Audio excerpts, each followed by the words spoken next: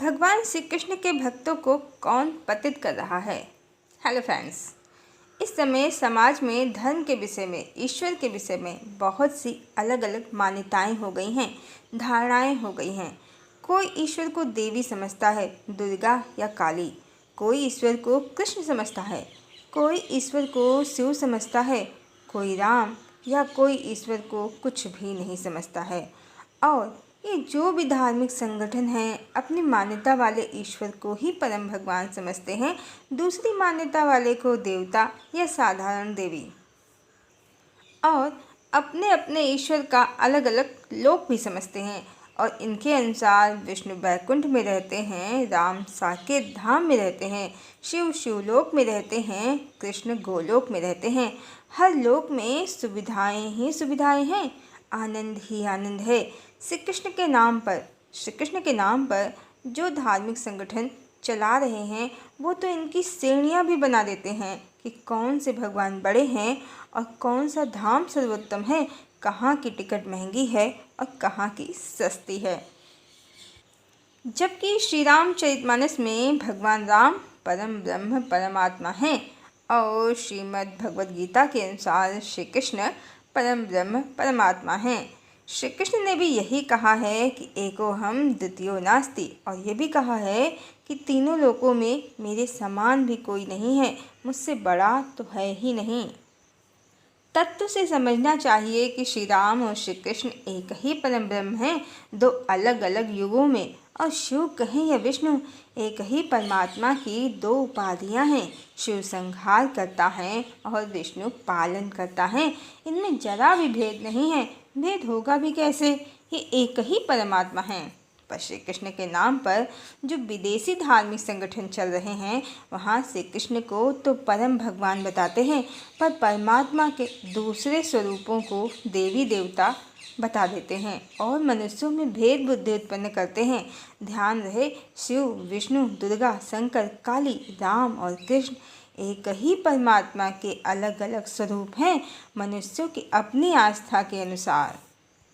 भारत वो देश है जहाँ क्षेत्र बदलते ही भाषा और बोली में परिवर्तन स्वतः ही मिलता है।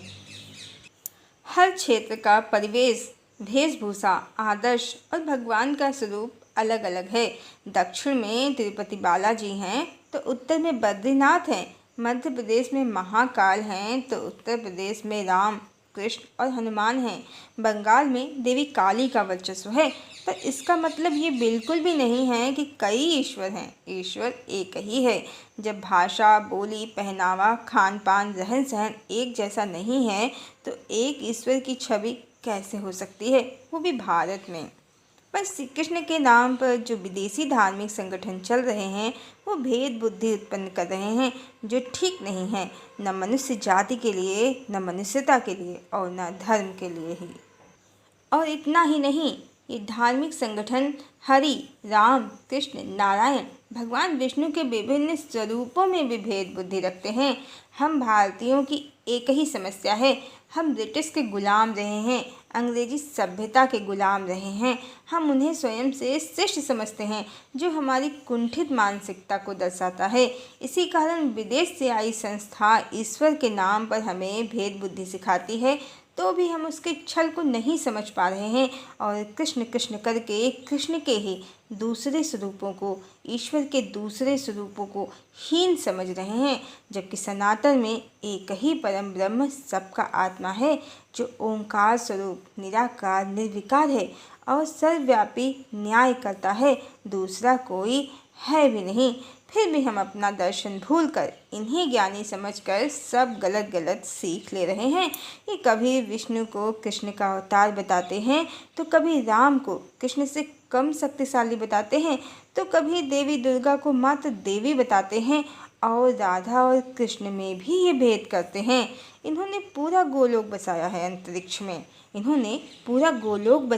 अंतरिक्ष में, जहाँ से कृष्ण हजारों करोड़ों स्त्रियों संग निवास करते हैं।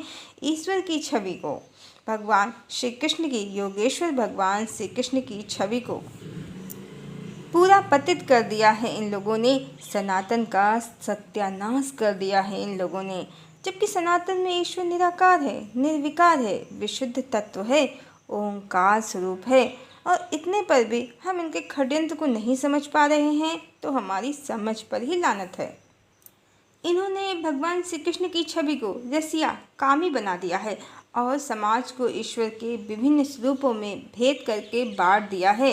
ईश्वर विशुद्ध तत्व हैं, सर्वव्यापी निराकार हैं, ओंकार स्वरूप हैं, न्याय करता है, जबकि इनके श्री कृष्ण किसी कल्पित बिरजा नदी के पार बहुत दूर किसी नकली गोलोक में करोड़ों स्त्रियों संग रहते हैं।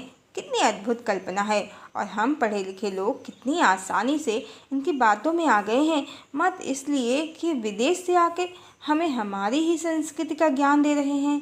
दुख की बात यह है कि गलत ज्ञान दे रहे हैं। सनातन में स्वर्ग और नर्क का कॉन्सेप्ट है, पर ईश्वर का परम धाम ऐसा गोलोक नहीं है जहाँ करोड़ों स्त्रियाँ रहती हैं, बल्कि वो गोलोक या बैकुंठ है जहाँ जीवात्मा को विश्राम मिल जाता है, मोक्ष मिल जाता है, आवागमन के चक्र से मुक्ति मिल जाती है, जहाँ परमात्मा में जीवात्मा का विलय हो जाता है, जीवात्मा परमात्मा ही बन जाती है, अपने सत्य स्वरूप को प्राप्त कर लेती है। और ये हमें क्या सिखा रहे हैं? अब्राह्मिक धर्म सिखा रहे हैं, जहाँ ब्राह्मिक धर्म में सनातन धर्म है, परमात्मा सर्वोच्च इकाई है, जहाँ मोक्ष मिलता है, जीवात्मा परमात्मा में विलीन हो जाती है, जबकि अब्राह्मिक धर्म में सोल कहें या रूह कभी ईश्वर में नहीं मिलती, और जन्नत या जहन्नुम ही आत्मा के आखिरी पड़ाव होते हैं, जहाँ रूह को उसके कर्म के अनुसार अच्छा या बुरा फल मिलता है। और ईश्वर और सोल कहें या रूह हमेशा अलग अलग ही रहते हैं, और इन विदेशी धार्मिक संगठनों का भी जो अंतिम लक्ष्य है, जो गोलोक है, वो भी बहुत हद तक 72 हुलों वाले कॉन्सेप्ट जैसा ही है, जहाँ ईश्वर और जीवात्मा अलग अलग ही रहते हैं। जीवात्मा परमात्मा में विलीन नहीं होती है, और इनका ईश्वर अंतरिक्ष में हजारों करोड़ों स्त्रियों के साथ निवास करता है। सनातन से बिल्कुल विपरीत है इनकी आइडियोलॉजी। इन्होंने सनातन का पूर्ण हनन करने की ठानी है। सभी समझते हैं कि विदेशी संस्था देश का पैसा बाहर भेजती है, पर पैसा गया तो इतना नुकसान नहीं है। मुगलों ने भी लूटा, यवनों ने भी लूटा, ब्रिटिश ने भी लूटा, पर भारत आज भी खड़ा है। इसलिए ये भारत की ओंकार स्वरूप, निराकार, निर्विकार, परम ब्रह्म परमात्मा वाली आइडियोलॉजी को बदलकर आपको अब्राह्मिक बनाना चाहते हैं। आपको ईश्वर की करोड़ों स्त्रियों वाले कामी पुरुष की छवि दिखाकर आपके समाज को बर्बाद कर देना चाहते हैं। इनकी मंशा अच्छी नहीं है, इनसे सावधान होने की आवश्यकता है। अभी नहीं चेते तो बहुत देर हो जाएगी, क्योंकि पहले ही बहुत देर हो चुकी है। इन्होंने समाज में अपनी जड़ें बना ली हैं।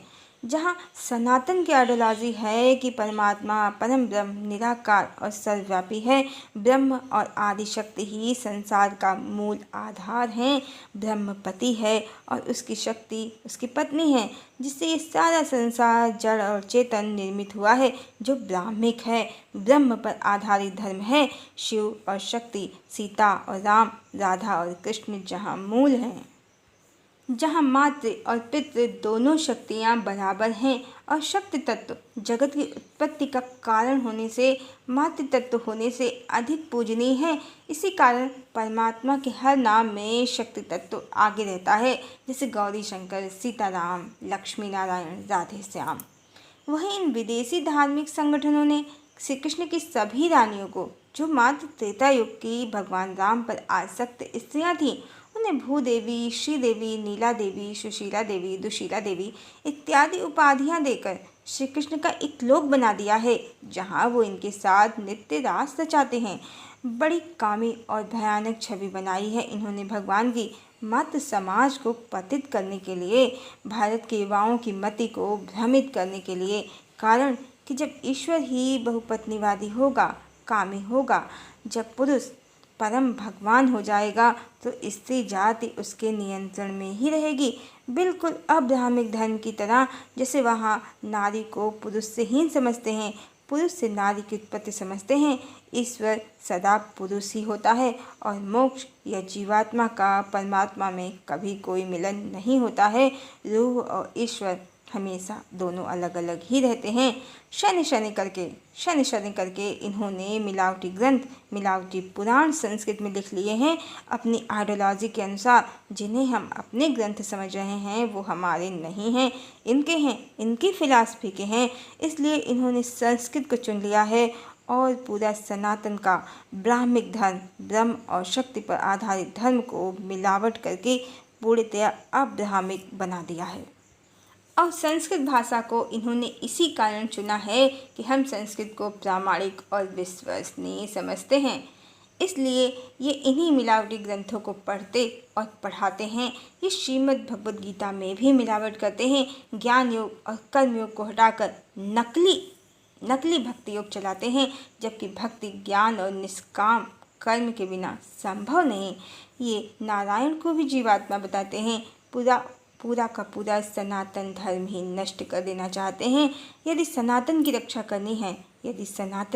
करनी है तो अब्राह्मिक से नाता तोड़कर ब्राह्मिक की ओर आना होगा। अपने ओंकार स्वरूप निराकार परम ब्रह्म को जानना होगा। शक्ति और शिव के महत्व को जानना होगा। सीताराम, राधा कृष्ण, लक्ष्मी नारायण, ईश्वर के स्त्री और पुरुष तत्व की समानता और महत्ता को जानना होगा। अपने सत्य स्वरूप को जानना होगा। ईश्वर के विभिन्न स्वरूपों में भेद बुद्धि को छोड़कर एक ब्रह्म और आदि शक्ति को सब में देखना होगा। अपने मूल से जुड़ना होगा। हरि ओम।